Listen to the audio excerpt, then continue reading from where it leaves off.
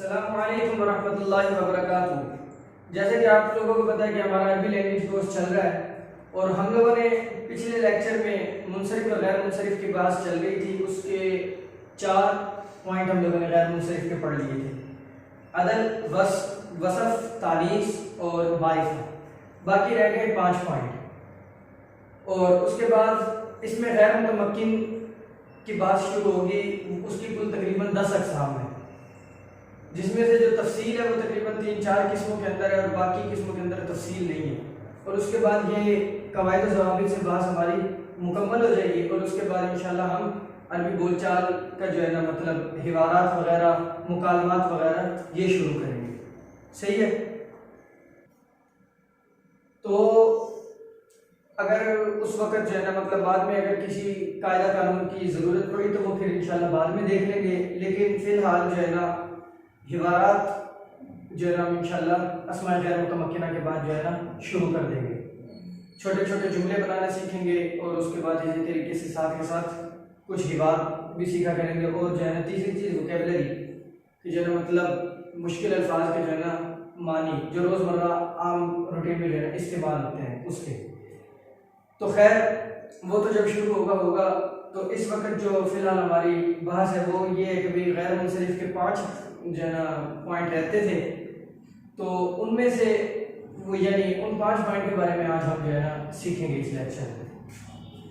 तो उन 5 पॉइंट में से पहला पॉइंट कौन सा है? उजमा। उजमा किसे कहते हैं कि इस्म का यानी अरबी ज़ुबान के अलावा किसी और ज़ुबान में होना, यानी वो लफ्ज़ पहले किसी और ज़ुबान में था, फिर बाद में उस लफ्ज़ को जो है ना अरबी में इस्तेमाल कर लिया गया है। सही है। और इसी तरीके से है छठी किस्म है जमा। फिर जमा के 2 वज़न हैं, यानी उस वज़न पर भी अगर कोई लफ्ज़ आ जाए तो वो गैर मुनसरिफ होगा। सही है। और 7वीं किस्म है तरकीब, 8वीं अलिफ व नून ज़ाइदतान और उजमा, जमा, तरकीब, अलिफ व नून ज़ाइदतान और 9वीं किस्म है वज़न फ़ेल। ठीक है। तो ये 5 अक़साम है। तो इसमें सबसे पहले जो किस्म है कौन सी? उजमा, यानी अस्बाब मना सरफ के लिहाज से 5वीं किस्म और इस लेक्चर के लिहाज से हमारी पहली किस्म होगी। तो खैर जो 5वीं किस्म है वो कौन सी है? उजमा। उसकी तारीफ मैं आप लोगों को लिख के देता हूँ तो वो देख लो कि भाई उजमा क्या है। उजमा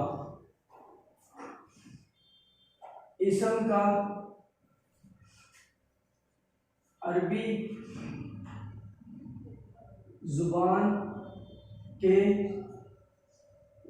अलावा होना, जैसे इब्राहिम।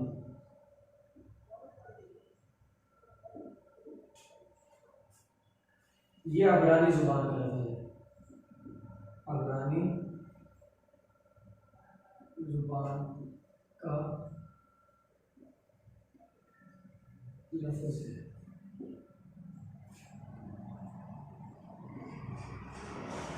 सही है। तो ये 5वीं किस्म है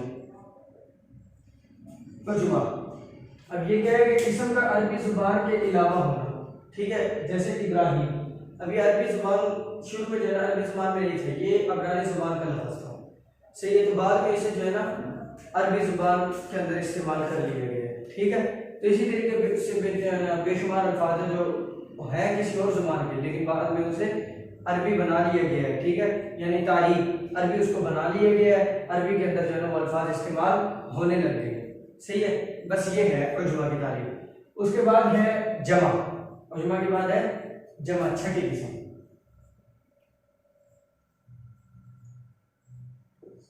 अब जमा के अंदर मैंने बताया कि यानी 2 वज़न लिख कर दूंगा, उन 2 वज़न में से किसी भी वज़न पर कोई भी लफ्ज़ आ जाए वो गैर मुनसरिफ होगा। नंबर 1 मसाजिद। ठीक है। और नंबर 2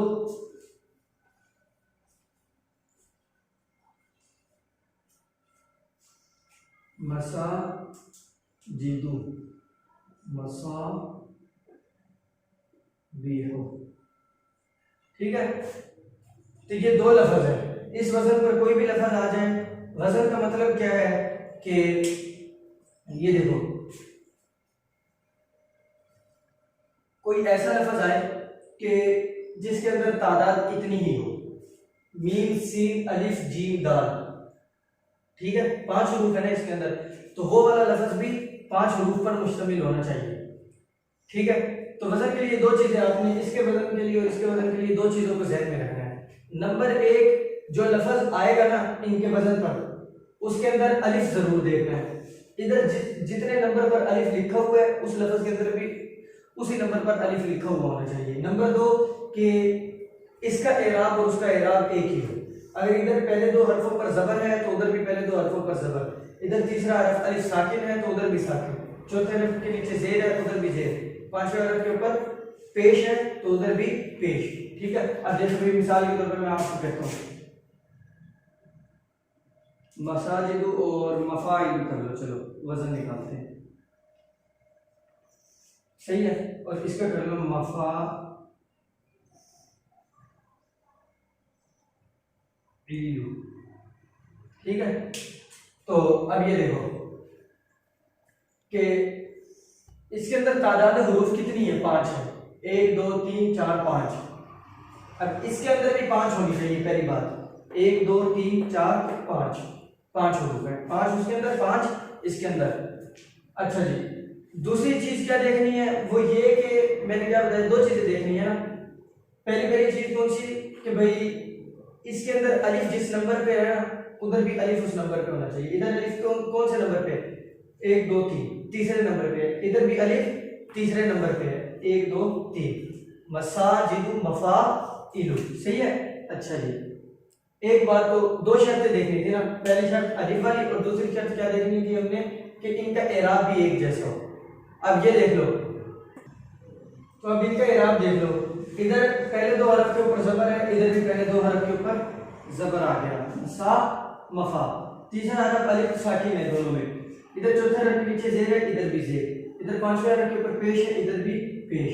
तो मसाजिद मफाइल, ये दोनों अब एक वजन पर हो गए ना, तो ये मतलब है वजन पे होने का। अब कोई भी लफ्ज इस वजन पर आ जाए तो आपने जो है ना उसको जो है ना गैर मुंसरिफ पढ़ना है, सही है। अच्छा जी, दूसरा क्या कि इसके अंदर वजन पे जाने की जो शर्त बताई थी वो क्या, 2 शर्तें। नंबर 1 एराब देखना है कि एक जैसा हो, नंबर 2 क्या कि इधर अलिफ को देखना है, तीसरे हरफ पर अलिफ है तो उधर भी तीसरे हरफ पर अलिफ होना चाहिए तीसरे हरफ के मुकाबले में। अच्छा जी, लेकिन इसका एराब पहचानने के लिए भी बिल्कुल वही शर्त है, लेकिन एक शर्त चाहिए सिर्फ, वो क्या कि इस जगह पर या भी देखना है कि भाई आखिर से पहले वाले हरफ पर, आखिर से पहले वाला हरफ यानी सेकंड ला वो या होना चाहिए, ठीक है। अब देखो, अब इधर वही शर्त है, शुरू में 2 हरफ है, इधर भी शुरू में 2 हरफ है, तीसरा हरफ अलिफ है, अलिफ आ गया। अच्छा, आखिर से पहले वाला हरफ या होना चाहिए ना, अब आखिर में क्या है, लाम, लाम से पहले क्या है, या, शर्त पूरी है, ठीक है। लेकिन या साकिन है उधर, तो एराब एक जैसा लगा दो, इधर बा के नीचे जेर है, आइन के नीचे जेर, इधर आखिरी हरफ पर पेश है तो इधर पेश। तो मसा बीहु मफाइलु, एक वजन हो गया, तो इसको कहते हैं, ठीक है। तो ये है जमा, ये क्या है, जमा। तो अब ये देख लो कि जो कलिमा भी इस वजन पर आ जाएगा वो गैर मुंसरिफ होगा, ठीक है। तो आप लोगों ने जाना कल के लेक्चर में, पिछले लेक्चर में मैंने आप लोग क्या बताया था कि भाई तस्निया के अंदर बताया था कि अलिफ मकसूरा और अलिफ ममदूदा वो एक ही सबब से जो है ना गैर मुंसरिफ हो रहे थे ना, तो इसी तरह ये जमा ये भी एक ही सबब से गैर मुंसरिफ हो जाएगा। यानी कोई भी कलिमा हो उसके अंदर अगर ये वाला वजन पाया जा रहा है तो गैर मुंसरिफ, दूसरा वजन तलाश करने की जरूरत ही नहीं, सही है। हाँ बता अगर अलिफ मकसूरा अलिफ ममदूदा और जमा के अलावा कोई और वजन है, ठीक है, तो फिर उस वक्त उस कलमे के अंदर 2 वजन तलाश यानी 2 असबाब तलाश करना जरूरी है। तो इसके अंदर 2 अगर असबाब पाए जाएंगे तो गैर मुंसरिफ होगा, अगर 2 असबाब नहीं पाए जाएंगे तो गैर मुंसरिफ नहीं होगा, सही है। तो यहाँ पर हमारी कौन सी छठी किस्म और 5वीं किस्म यहाँ पर हमारी मुकम्मल हो गई। तो अब ये देख लो कि उजमा और जमा, इसके अंदर और कोई तफसील नहीं है, लेकिन उजमा के अंदर थोड़ी सी तफसील है। वो ये कि भाई उजमा के अंदर आपको कैसे पता लगेगा कि भाई ये लफ्ज अरबी है या ये लफ्ज अजमी, ठीक है। ये तो मैंने लिख दिया है यहाँ पे इब्रानी या इब्रानी जुबान का लफ्ज है, आप लोग क्या पता कि इब्रानी जुबान का लफ्ज है या नहीं है।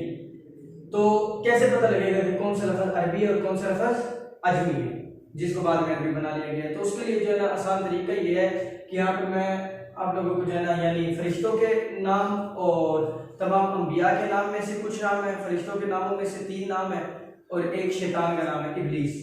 ठीक है, तो ये कुल 6 और 4 10 नाम है तकरीबन।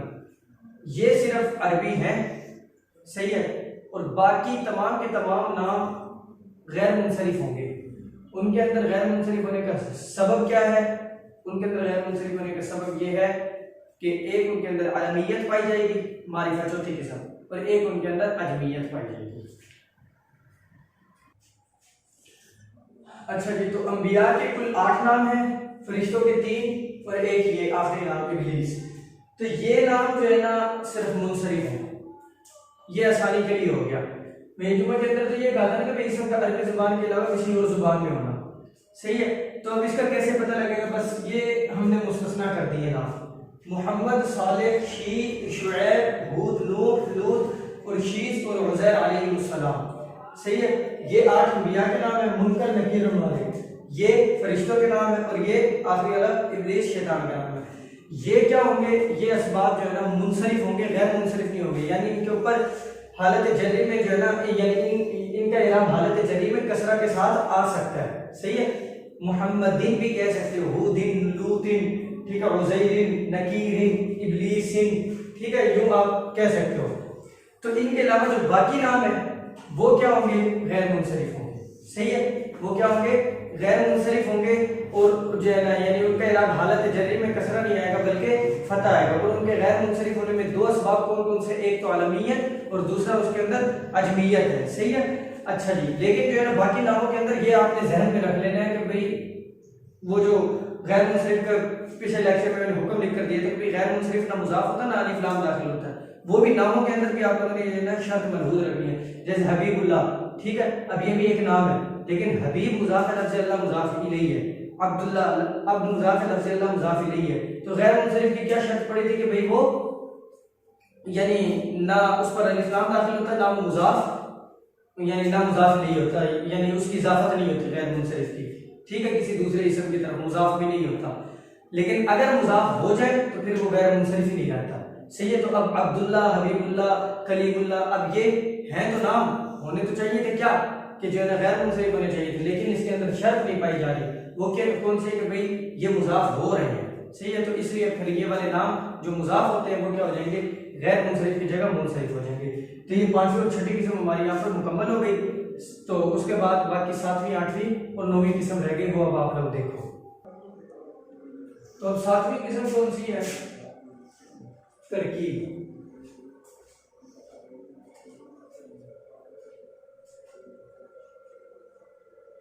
तरकीब यानी इस्म का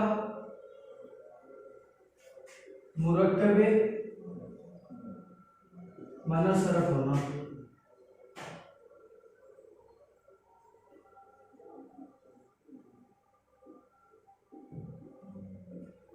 ठीक है। जैसे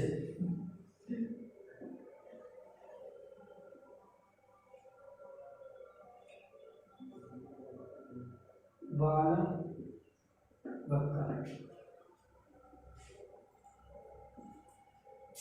7वीं किस्म है तरकीब। तरकीब यानी इस्म का मुरक्कब में माना सरफ होना। अब मैं आपको इसकी तारीफ बताता हूँ, समझाता हूँ कि मुरक्कब में माना सरफ होने का मतलब यह बिल्कुल आसान सा कि 2 इस्म हो और 2 इस्मों को मिलाकर एक बना लिया गया, ठीक है। 2 इस्म हो और 2 इस्मों को मिलाकर एक बना लिया गया, उसे कहते हैं मुरक्कब में माना सरफ। लेकिन एक इस्म की दूसरे इस्म की तरफ इजाफत ना हो, एक इस्म की दूसरे इस्म की तरफ इजाफत ना हो। बैतुल्लाह अल्लाह का घर, अगर इसमें एक इस्म की बैत की इजाफत लफ्ज़ अल्लाह की तरफ हो रही है, ठीक है। और हमारी शर्त क्या है कि एक इस्म की दूसरे इस्म की तरफ इजाफत भी ना हो, ठीक है। और दूसरी क्या है कि भाई इस्म का मुरक्कब में माना सरफ होना, यानी 2 इस्मों को मिलाकर एक तो कर लिया गया हो, लेकिन बशर्त ये है कि उसमें एक इस्म की दूसरे की तरफ इजाफत ना, बस। तो आसान सा लगा। अब मिसाल दे दी बाल बकू। अब ये बाल और बक्कू, ठीक है। ये बाल कहते हैं भुत को और बक ये एक बादशाह का नाम था, सही है। तो अब इन दो इसमों को बालुल भी इसम बकुल भी इसम, अब इन दो को मिलाकर एक कर लिया गया। अब ये क्या हो गया, बालबक्का। अब बालबक्का किसे कहते हैं, एक शहर का नाम है।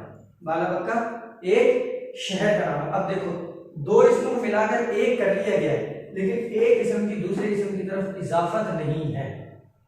आसान सी है, बस ये मुरक्कब मुनस्सब साफी इसम क्या है कि दो इसमों को मिलाकर एक कर लिया गया हो। बस शर्त क्या ज़हन में रखनी है कि एक इसम की दूसरे इसम की तरफ इजाफत ना हो। ये भी जो है गैर मुनसरिफ के असबाब में से एक सबब है। ठीक है। अच्छा जी, अब जो आठवां सबब है वो कौन सा है, एक तो है ये तरकीब पढ़ लेना और उसके बाद है वज़न फेल। आठवां सबब वज़न फेल, इसम का फेल के वजन पर होना। ठीक है, जैसे अहमर, ये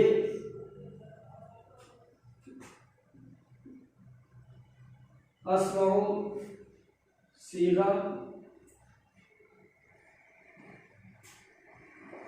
वाहिद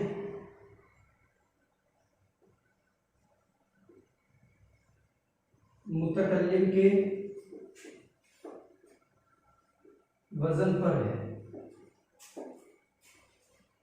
ये हो गई हमारी आठवीं किस्म, वजन फेल यानी इसम का फेल के वजन पर होना।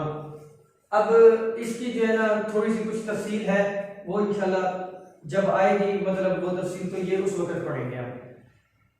तो इसमें बस आप लोगों ने ये ध्यान में रखना कि इसम का फेल के वजन पर होना। आप इस तारीफ के अंदर एक लफ्ज़ ध्यान में रख ले, अस्माउ। इस अस्माउ के वजन पर कोई भी लफ्ज़ आ जाए उसको आप गैर मुनसरिफ का सबब कह दो। कोई भी इसम आ जाए, लफ्ज़ में कोई भी इसम आ जाए, किस वजन पर, अस्माउ के वजन पर। अब ये देखो, ये है इसम और ये है फेल। ठीक है, अब आप लोगों को इसम फेल हर्फ की तो पहचान है पहले से। अच्छा जी, अब ये देखो अस्माउ और ये है अहमरु। अब इधर क्या है, अस्माउ। अब ये इसके वजन पर कैसे, देखो शुरू में अलिफ है सही है, दूसरे नंबर पर हा, फिर मीम, फिर रा। ठीक है, अब इधर दूसरे वाले हरफ पर साकिन है सीन, तो इधर हाल साकिन है। तीसरा हरफ इधर मीम पर क्या है, जबर है, इधर भी मीम पर जबर है। चौथा हरफ आखिरी इधर आइन पर पेश है, तो इधर रा पर पेश हो गया। तो अस्माउ अहमरु एक वजन हो गया। सही है, तो आप वजन फेल के अंदर फिलहाल जो है ना, जब अभी बोलचाल होगी, अगर उस वक्त कोई और वजन फेल आ गया तो उस वक्त पढ़ लेंगे। जैसे मैंने कहा कि भाई बस इसमें गैर मुतमक्किना के अंदर जो है ना थोड़ी सी बहस करके हमारी अरबी ये कवायद ज़वाबित खत्म हो जाएंगे, उसके बाद अरबी बोलचाल से जो है ना इंशाल्लाह आगाज करेंगे अरबी बनाना लिखना। उससे जो है ना बस ये जो हमने कवानीन अब तक पढ़े हैं ना, अब तक जितने भी, तो उन कवानीन को जो है ना ये सिर्फ इसलिए पढ़ाएं कि अरबी बोलचाल के वक्त जो है ना छोटे छोटे जुमले भी आ जाए बनाने, नंबर एक, और नंबर दो कि जो है ना आप एराब उसका थोड़ा सा सही पढ़ लो। सही है, ऐसे ना हो कि जो है ना जहाँ पर पेश पढ़ना है वहां पर जेर, और जहाँ पर जेर पढ़नी है वहां पर पेश, फिर माना गलत हो जाता है। तो इसलिए जो है ना एराब थोड़े बहुत आप लोगों के सही हो जाए और जो है छोटे छोटे जुमले बना लें, इसलिए अरबी कवायद ज़वाबित जो है ना थोड़े से आप लोगों को पढ़ाए थे। अच्छा खैर, आप वज़न फेल के अंदर आप लोगों ने कौन सा लफ्ज़ ज़हन में रखना है, अस्माउ का। इस वजन पर कोई भी इसम आ जाए, आपने उसको क्या कहना है, ये गैर मुनसरिफ के सबब में से एक सबब है। ठीक है, और दूसरा सबब उसके अंदर क्या है वो फिर बाद में देख लेंगे कि भाई दूसरा सबब या तो उसके अंदर अदल होगा या अलम होगा, बहरहाल जो भी उसके अंदर दूसरा सबब पाया है, लेकिन एक सबब फिर उसके अंदर ये वाला शुमार हो जाएगा। खैर, नवी किस्म क्या है, आखिरी, वो है अलिफ व नून ज़ाइदता। अलिफ व नून ज़ाइदता,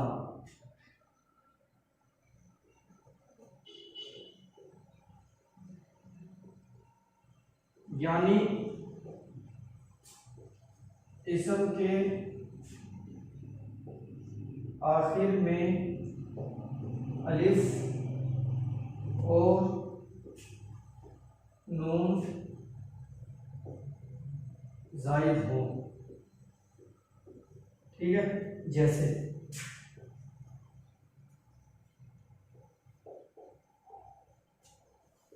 उस्मान। ये हो गई हमारी 9 किस्में यहाँ पे मुकम्मल। अब ये 9वीं किस्म क्या मैंने लिख कर दी है कि अलिफ व नून ज़ाइदतान, यानी एक इसम होगा, एक इसम, उस इसम के आखिर में अलिफ और नून होंगे, उस इसम के आखिर में अलिफ और नून होंगे, लेकिन अलिफ और नून के बाद कोई और हरफ नहीं होगा, अलिफ और नून के बाद कोई तीसरा हरफ नहीं होगा, बस एक इसम हो उसके आखिर में अलिफ और नून हो, तो वो भी क्या है, गैर मुनसरिफ के असबाब में से, ठीक है। तो अब ये देखो उस्मान एक इसम है, अलम है, आप लोगों को पता है इसम फेल हर्फ की तारीफ और जो अलामत आप लोगों ने पढ़ ली पहले। अच्छा उस्मान ये क्या है, इसम है, अलामत क्या है इसकी, अलम होना, ठीक है। अच्छा जी अब देखो उस्मान, अब ये ऐसा लफ्ज़ है इसके आखिर में क्या आ रहा है, अलिफ और नून ज़ाइदतान, ज़ाइदतान यानी इसको ज़ायद क्यों कहा है, इसको आप लोग छोड़े, सही है। आप बस ये ध्यान में रखें कि उस्मान एक इसम है और इसके आखिर में अलिफ और नून पाया जा रहा है, तो ये क्या है, गैर मुनसरिफ के असबाब में से एक सबब है। तो यहाँ पर हमारी ये 9 अक़साम गैर मुनसरिफ की बिल्कुल मुकम्मल हो गई। अच्छी, तो अस्माए मुतमक्किना 14 अक़साम, उनकी एराबी हालतें आप लोगों को उम्मीद अच्छे तरीके से याद होंगी, लेकिन फिर उसके अंदर एक गैर मुनसरिफ की बात आ गई थी, तो जिसका जिक्र करना जरूरी था कि गैर मुनसरिफ एक वाहिद चीज़ है कि जिसमें हालत जर्री में कसरा नहीं आता, बल्कि हालत जर्री में उसका एराब फतह के साथ होता है। अब फतह के साथ क्यों होते हैं, क्योंकि वो इसम गैर मुनसरिफ है, ठीक है। अब इसम का कैसे पता लगेगा गैर मुनसरिफ है, उसके लिए आप लोगों को उसकी 9 अक़साम पढ़ा दी, सही है। अब उन 9 अक़साम के अंदर अब कोई भी लफ्ज़ हो, अगर इन 9 अक़साम में से उस लफ्ज़ के अंदर कोई भी 2 किस्में या 2 सबब पाए जाएं तो वो इसम गैर मुनसरिफ होगा, ठीक है। लेकिन 3 चीज़ें ऐसी हैं कि एक ही सबब से जो है ना वो गैर मुनसरिफ होगा। अब कोई इसम हो उसके आखिर में अलिफ मकसूरा हो, या अलिफ ममदूदा हो, या वो इसम क्या हो, जमा हो, यानी मसाजिद या मसाबीहू के वजन पर हो, तो ये एक ही सबब से गैर मुनसरिफ हो जाएगी। लेकिन गैर मुनसरिफ के लिए एक शर्त आप लोगों ने हर हाल में जो है ज़हन में रखनी कि गैर मुनसरिफ पर ना अलिफ लाम दाखिल होता, ना गैर मुनसरिफ मुज़ाफ होता। ये तमाम की तमाम अक़साम और शराइत ये उस वक़्त इसम के अंदर पाई जाएंगी जब जाना गैर मुनसरिफ की उसके अंदर शर्त पाई जाएगी, यानी गैर मुनसरिफ मुज़ाफ ना हो या उस पर अलिफ लाम दाखिल हो। अगर उसके ऊपर अलिफ लाम दाखिल है या मुज़ाफ है, ठीक है, तो आपने इन 9 अक़साम को देखना ही है, ये पाई जाए या ना पाई जाए वो इसम मुनसरिफ होगा। अब मसाजिदु आमतौर पर गैर मुनसरिफ है, मैंने आप लोगों को इसकी मिसाल दी थी कि अब इसको मुनसरिफ भी पढ़ देते हैं, कब, जब इसके ऊपर अलिफ लाम दाखिल हो या ये मुज़ाफ हो, जैसे मररतु बिल मसाजिदी, अब इधर मसाजिद के ऊपर क्या दाखिल हो गया, अलिफ लाम दाखिल हो गया ना, तो इस बिल मसाजिदी इसको मुनसरिफ पढ़ लिया, यानी अब इसके ऊपर हालत जरी में कसरा आ गया। इसी तरीके से मररतु बि मसाजिदिकुम, अब मसाजिद का लफ्ज़ ये मुज़ाफ हो रहा है, तो इजाफत पाई गई, शर्त हमारी खत्म हो गई, तो लिहाजा इधर अब हालत जरी में कसरा की बजाय फतह आ जाएगा, यानी हालत जरी में फतह, वो पहले तो ये कहा था फतह होगा, फतह के बजाय कसरा आ जाएगा, सही है। तो आप लोगों ने शर्त जो ध्यान में रखनी है वो क्या रखनी है कि गैर मुनसरिफ के ऊपर ना अलिफ लाम दाखिल हो ना मुज़ाफ हो, ठीक है। अब एक लफ्ज़ कोई भी आ जाए आप लोगों के पास, अगर आप लोगों को ये कहा जाए कि ये बताओ कि ये लफ्ज़ मुनसरिफ है या गैर मुनसरिफ, सबसे पहले आप लोगों ने क्या देखना है कि उसके ऊपर अलिफ लाम दाखिल है या नहीं, और दूसरी चीज़ क्या देखनी है कि भाई वो मुज़ाफ हो रहा है या नहीं। अगर उसके ऊपर अलिफ लाम भी नहीं दाखिल और मुज़ाफ भी नहीं दाखिल, फिर उसको उसके ऊपर जो है ना गैर मुनसरिफ की 9 असबाब में से देखो कि कौन से सबब पे कौन से 2 असबाब उसके ऊपर फिट आ रहे हैं। अगर फिट आ जाए तो फिर क्या है, गैर मुनसरिफ कह दो, वरना उसको कह दो कि ये मुनसरिफ है, सही है। तो ये हो गई हमारी जो है इसकी बात मुकम्मल। अब जो अगले लेक्चर में हम लोग पढ़ेंगे वो क्या है, अस्मा गैर मुतमक्किना की कुल 10 अक़साम है, जिसमें से 4-5 अक़साम के अंदर कुछ बहस है जो छोटे छोटे बुनियादी जुमले बनाने के लिए ज़रूरी है, सही है। उसके अलावा बाकी 4-5 अक़साम उसके अंदर बहस ही नहीं है, तो शायद कि हम वो 4-5 अक़साम पढ़े ही ना, बल्कि जिन अक़साम के अंदर बहस है वो पढ़ लेंगे बस। उसके बाद हमारे ये कवायद ज़वाबित ख़त्म और इंशाअल्लाह अरबी हिबारात मुकालमात का आगाज़ होगा। तो फिर अब मिलते हैं आपसे अगले लेक्चर में, तो तब तक के लिए आप इंतज़ार करें। तो अस्सलाम वालेकुम रहमतुल्लाहि व बरकातहू।